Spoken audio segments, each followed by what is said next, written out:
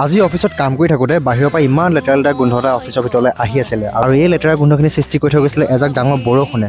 যোৱা নিশা কালি বহুত ডাঙৰকৈ বৰষুণ দিছিলে, যাৰ ফলত ইয়াত গোটেই পানী ভৰ্তি হৈ গৈছিলে আৰু যেতিয়া পানীখিনি ওলাই শেষ হ'বলৈ হ'ল অলপমান থাকি গ'ল আৰু সেই পানীখিনি চফা কৰোঁতে আজি আমাৰ চিকিউৰিটি হালত একেবাৰে খাৰাপ হৈ গৈছিলে।